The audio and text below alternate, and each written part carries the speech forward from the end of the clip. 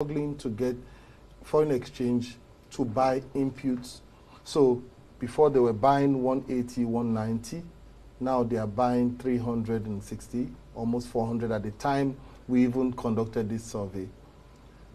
Yet they are not allowed to pass on that burden to the consumers, because if they do, consumers will go for alternative products. Of course, there are cheaper products coming from China and places. So they're in the middle of that. Wow. But then the inflation has also weakened demand, because when you have inflation, consumers will look for cheaper alternatives. Sure.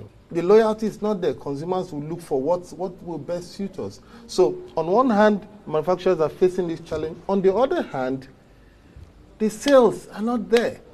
So even you look at the numbers, manufacturers say we're struggling. What does that lead manufacturers to do then? They'll have to lay off staff. They'll have to ask some people to go home. Some are closing shop.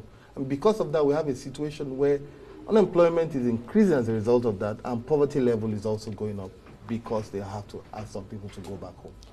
Now, with the state of manufacturing in Nigeria and with all these challenges, have we even started at all in terms of reviving the sector? Like I said earlier on, I know there are pockets of things that the government is doing, but with the way it is right now, manufacturers are not having it easy.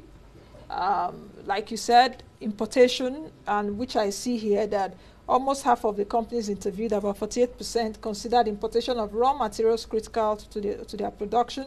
And of course, substitution too, because if a Nigerian product, for example, is going for 100 naira as a result of the factors of production as a manufacturer put there, and you see an imported product either from China or from India or one of these places going for 60 naira, I'll take the 60 naira and forget the Nigerian-made 100 naira product. Sure. So, with all this, are we good to go yet? Are we on track? Yeah, you know what? One of the things that I've been missing all along on this to help or encourage manufacturing in Nigeria is the issue of procurement. You know, bulk of government procurement in the past, they were not focusing on locally manufactured goods. Not until the manufacturers drummed it into the ears of the government. It's one of the things that came out in the one of the last executive orders the then acting president released, which is quite encouraging. Very good. Now, with regards to our members, I can tell you we've received correspondence from the government asking us to give names of our members who are into manufacturing of certain products, so that... What kind of products I would like to know? If I can remember, some of them are textile material, textiles, leathers, and so on and so forth. You are very correct.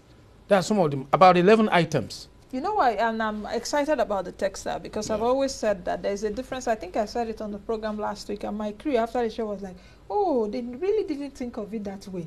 I said there's a difference between made in Nigeria and sold in Nigeria, for example. So if you're telling us now to wear Ankara and made in, find out, investigate if that Ankara was made here and not brought from Ghana and sold here.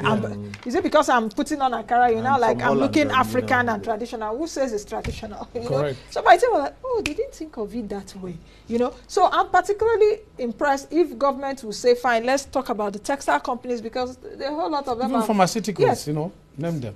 You know, so, all right. So that's quite encouraging. That's quite encouraging in that regard. And what we're now doing is to change our members around the country who are into those products. Say, please give us your name, your address, what you produce, your capacity to even produce that product.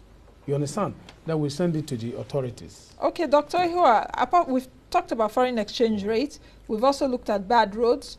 I'm seeing here unavailability of petrol and diesel. Where is that coming from? Well, 47% at least. We've been seeing, we've not had costs not to enter fuel stations in the last, at least since this year began. I've been buying fuel and all that to power my generator and all of that. Now see, energy cost alone takes up over 30% of the, expenses of manufacturers. So on one hand, if you want to go into serious manufacturing, you can't rely on PHCN. You have to make alternative, provision for your energy. Now, if PHCN, as you also see is mentioned here, is down, then you have to resort to